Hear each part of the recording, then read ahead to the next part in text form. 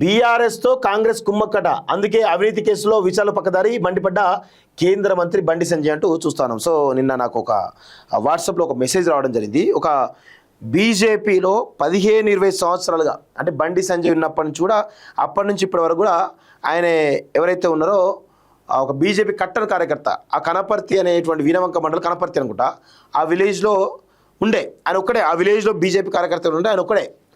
ఆయనే మొన్న సర్పంచ్గా పోటీ చేస్తే ఆయనకు సహకరించకుండా బండి సంజయ్ అనుచర వర్గం ఎవరైతున్నారో వాళ్ళందరూ కూడా ఆయనకు ఫోన్ చేసి ఈటెల రాజేందర్ ప్రచారానికి వస్తే ఖచ్చితంగా మేము మీకు డబ్బులు ఇయ్యము, మీరు ఇబ్బంది పడతారని చెప్పేసి అన్నారు. మీరు ఈటెల రానియకుండా చేస్తే మీకు 10 లక్షల పైగా ఇస్తామని చెప్పేసి ఏదో చెప్పిరట. సో ఆ విషయం మనకు తెలిస్తే ఒకసారి ఆయనకు ఫోన్ చేద్దామని చెప్పేసి ఒకసారి ఆయనతో మాట్లాడి ప్రయత్నం చేద్దాం. ఆయన ఏమంటాడు, ఆయన ఎలాంటి విషయాలు చెప్తారో ఒకసారి చూసే ప్రయత్నం చేద్దాం. ఎందుకంటే ఈయన ఎవరో ఈటెల రాజేందర్, ఈటెల రాజేందర్ వర్గం కాదు, ఆయన ఏమో అది కాదు, బండి సంజయ్ వర్గం, కట్టర్ బీజేపీ కార్యకర్త. సో ఇప్పుడు ఏం జరుగుతుంది, కట్టర్ బీజేపీ కార్యకర్త కాబట్టి ఆయనకు గెలుపు కోసం బండి సంజయ్ ప్రయత్నం చేయాలి, వీళ్ళు ప్రయత్నం చేయాలి కదా. సో ఒకసారి లిఫ్ట్ చేసిండు. అన్న నమస్తే. నమస్తే, మీరు కాలేజ్ టీవీ లైవ్లో ఉన్నారన్న, నేను శ్రీనివాస్ మాట్లాడుతున్నాను. అన్న మీరు బీజేపీకి పదవికి ఏదో మండల ఉపాధ్యక్ష పదవికి రాజీనామా చేసినట్టు కదా. మండల ప్రధాన కార్యదర్శి పదవికి రాజీనామా చేశారండి. ఓ మండల ప్రధాన కార్యదర్శి రాజీనామా చేశారా? దానికి గల కారణాలు ఏంటి అసలు? దానికి గల కారణాలు వచ్చేసి ఈటెల రాజేందర్ గారు బండి సంజయ్ మధ్యలో వర్గపూర్ అనేది ఉందండి. ఏది హుజురాబాద్ కాన్స్టిట్యూన్సీ లో వర్గపూర్ అనేది ఉంది. ఈటెల రాజేందర్ గారు మనకు వచ్చేసి హుజురాబాద్ కాన్స్టిట్యూన్సీ లో మాజీ మంత్రి వర్యులు. అవును, ఇంతకు ముందుకు ఒకసారి బై ఎలక్షన్ లో ఎమ్మెల్యేగా చేశాడు బీజేపీ పార్టీ నుండి. అవును, ఇప్పుడు స్థానికంగా ఎంపీ గారు. అవును, అయినప్పటికీ ఆయన కాన్షియస్ లో ఆయనకు కొంచెం ఎంతో కొంత పేరు ఉన్నది. అవును, ఆ పేరు ఉన్నందులో ఆయన వస్తే ఊళ్ళో కొంచెం ఆయన అడుగుపెట్టిన కాడల్లా ఓడిపోవడం అనేది ఎక్కడ జరగలేదు. అవును, అలాంటి పరిస్థితుల్లో వనపర్తి కూడా రూట్ మ్యాప్ లో ఒక షెడ్యూల్ తీసుకున్నాడు. ఓకే, శ్రీనివాస్ రెడ్డి గారు నేను మీ ఊరికి వస్తాను అన్నాడు. సరే రండి సార్ అని నేను చెప్పేశాను. ప్రోగ్రామ్ షెడ్యూల్ కన్ఫర్మ్ చేశారు, అన్ని చేశారు, అంత బాగానే చేశారు. ఇంతలో మా మండల అధ్యక్షులు గారు, మా మండలం ఇంకో పార్టీ, ఇంకా ఆయన పై జిల్లా కార్యవర్గం నుండి నరసింహరాజు గారు వీళ్ళ ఇంటికి వచ్చి ఈటెల రాజేందర్ గారు షెడ్యూల్ ఎట్లా చేసుకున్నారు మీరు అని వస్తే, నేను ఇంకొక దీనికంటే ముందు ఒక విషయం చెప్పడం మర్చిపోయానండి. నేను గత 28 సంవత్సరాలుగా బీజేపీ పార్టీలో ఏకైక వ్యక్తిని కన్నా. మీరు ఈటెల వర్గం కాదా? కాదండి. మీరు 28 సంవత్సరాలుగా 28 సంవత్సరాలుగా భారతీయ జనతా పార్టీ జెండా కింద పనిచేసినానండి.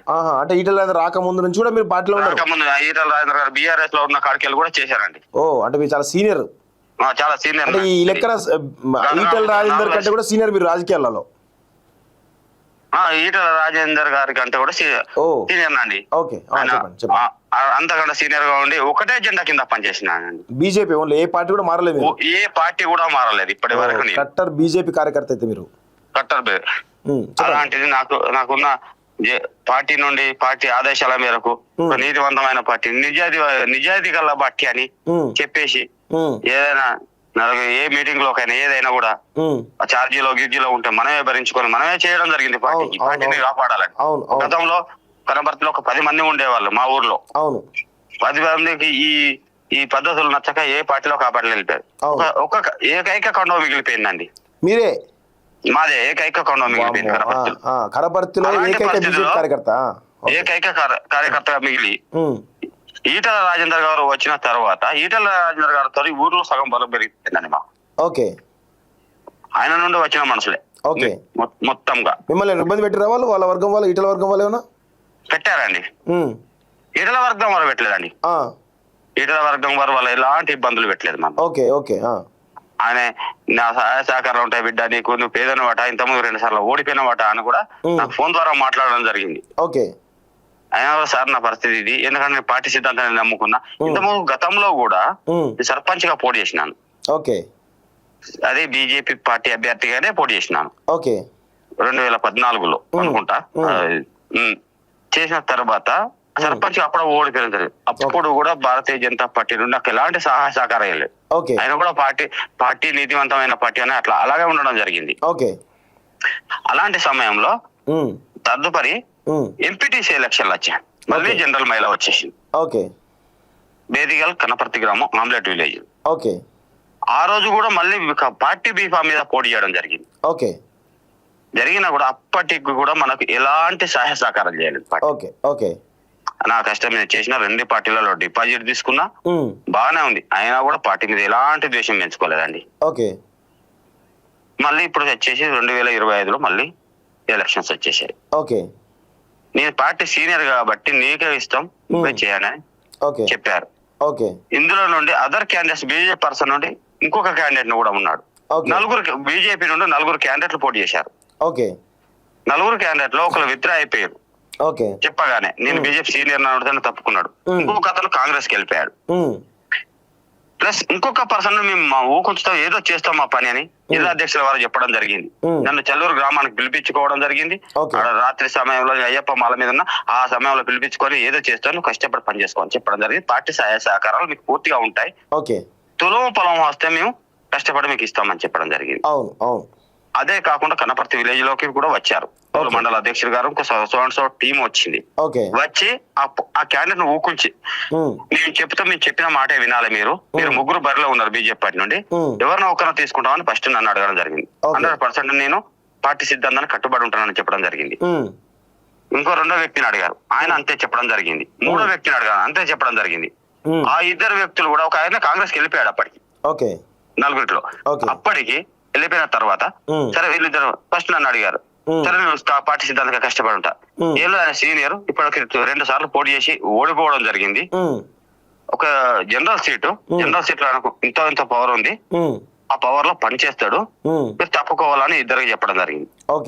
ఆ సమయంలో ఇద్దరు నా ముందే ఇద్దరు తప్పుకుంటున్నామని చెప్పడం జరిగింది. అదే విధంగా తెల్లారి నామినేషన్ వేయడం జరుగుతుంది. అటు అనుకోకుండా పోయి నామినేషన్ వేసారు, ఒకరు తప్పుకున్నారు, ఇంకొకరు నామినేషన్ వేశారు. వేసిన తర్వాత ఏంటి సంగతి అంటే సరే విత్డ్రాల్ చేయిస్తాం, అది చేయిస్తాం, ఇది చేయించడం అని జరిగింది.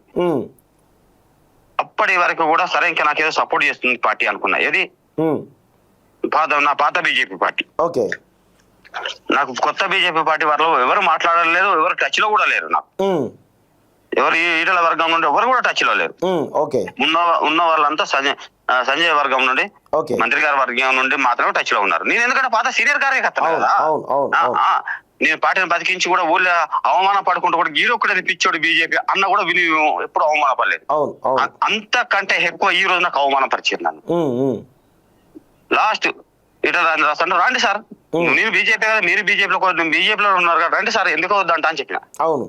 దానికి ముందు రోజు ఈ షెడ్యూల్ క్యాన్సల్ అయినాక ఆయన షెడ్యూల్ నివేదిక జనాలలోకి అప్పచెప్పగానే ఏం చేశారంటే, అవును ఈటల రాజేంద్ర రప్పించుకుంటున్నావట, ఈటల రాజేంద్ర నువ్వు పార్టీ లైన్ లో ఉండట్లేదు, పార్టీ లైన్లకు రావు, నీకు అవసరం ఉండదు, నువ్వు పార్టీయే కాదు అని చెప్పారు.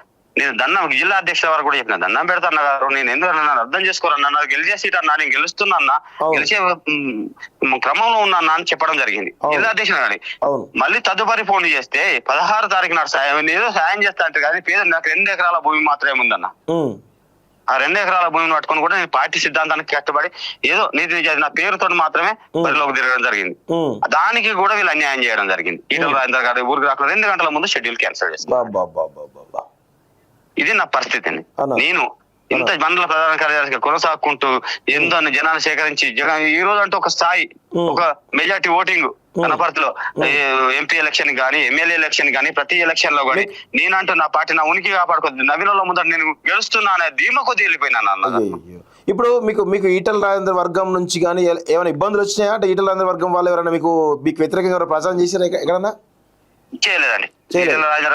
అసలు వాళ్ళు ఎవరు సపోర్ట్ చేశారు? అసలు విషయం ఏంటంటే వాళ్ళకి కూడా ఇళ్ళ వర్గం ఉన్నదన్న సంగతి ఈ వర్గానికి తెలియదు, ఆ వర్గానికి తెలియదు. దీనితో మాత్రమే వర్గపూర్ అనేది ఈ ఎలక్షన్ నోటిఫికేషన్ వచ్చిన తర్వాత మాత్రమే తెలిసింది వాళ్ళకి. అయినా కూడా వాళ్ళు అప్పటికి కూడా మనోదయం కోల్పోకుండా ఈటల రాజేంద్ర వర్గం మన హార్ట్ఫుల్ గా వర్క్ చేయడం జరిగింది. మీకోసం పనిచేసారు వాళ్ళంతా కూడా పనిచేశారు. ఇంకా బండి సంజయ్ వర్గం నుండి ఉన్న వాళ్ళు పాత సీనియర్ ఇంకొక వ్యక్తి ఉన్నాడు ఇందులో. ఆ వ్యక్తి కూడా అదర్ వాళ్ళు పెట్టిన క్యాండిడేట్ ఇంకొక పర్సన్ ఉన్నాడు కదా, ఇంకొక పర్సన్ మాత్రమే పనిచేయడం జరిగింది. ఇలాంటి పరిస్థితులలో నేను ఓడిపోయినా. నాకు ఇది ఉన్న పరిస్థితులలో చెప్పుకోలేని తీవ్ర నష్టం. ఈ 3 ఎలక్షన్లు కాంటెస్ట్ చేసి తీవ్ర నష్టం. ఇంత ముందుకు అట్లా ఇట్లా అప్పుల పాలై భూములు అమ్ముకోవడం కూడా జరిగింది నాది. అయ్యో. మరి ఇప్పుడు పార్టీలనే కొనసాగుతారా లేకపోతే ఏం చేయబోతున్నారు మీరు? మీకు భవిష్యత్ కార్యాచరణ పార్టీ అనేది నాది ఇంకా ఇప్పుడు ఏంటంటే పదవికి మాత్రమే డిసిజన్ తీసుకున్నా. పార్టీలో ఉండడమా లేదా అని తదుపరి నిర్ణయంగా ఆలోచించి. అంటే మీకు జరిగినటువంటి అన్యాయం పట్ల మీరు అధిష్టానానికి ఫిర్యాదు చేసే అవకాశాలు ఏమన్నా? 100% అధిష్టానానికి ఫిర్యాదు చేసిన. నేను ఆల్రెడీ పత్రికా ప్రకటన ద్వారా నిన్న చేయడం జరిగింది. నేను ఎందుకంటే ఇంకైనా మార్చుకుంటే అందులో మార్పు వస్తే పార్టీలో కొనసాగుతాను, లేకుంటే తదుపరి ఆలోచన వేరే రకంగా ఉండబోతుంది. పార్టీలో ఏమైనా అలాంటి ఉద్దేశం ఉంటే. ఓకే అన్న, thank you very much. Thank you అన్న. సో ఇది పరిస్థితి. హుజురాబాద్ నియోజకవర్గంలో నేను రీసెంట్గా చాలా స్టోరీస్ కూడా చేస్తున్నాం. బండి సంజయ్ వర్సెస్ ఈటల, ఈ 2 వర్గాలు వల్ల ఈరోజు తారాస్థాయికి వర్గాల మధ్య ఆధిపత్య పోరు తారాస్థాయికి చేరుతున్నట్టుగా అర్థమవుతుంది.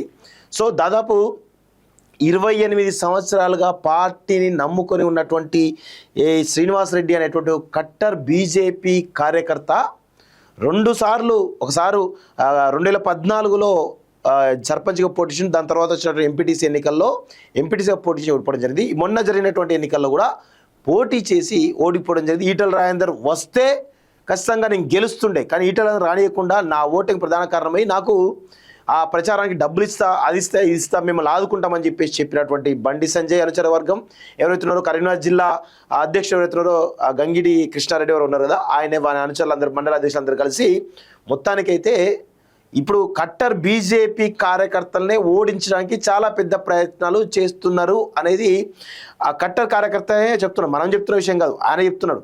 సో మరి బీజేపీలో గింత పెద్ద ఎత్తున వర్గపోరు జరుగుతూ ఉంటే డిసిప్లినరీ కమిటీ ఏం చేస్తూ ఉంది?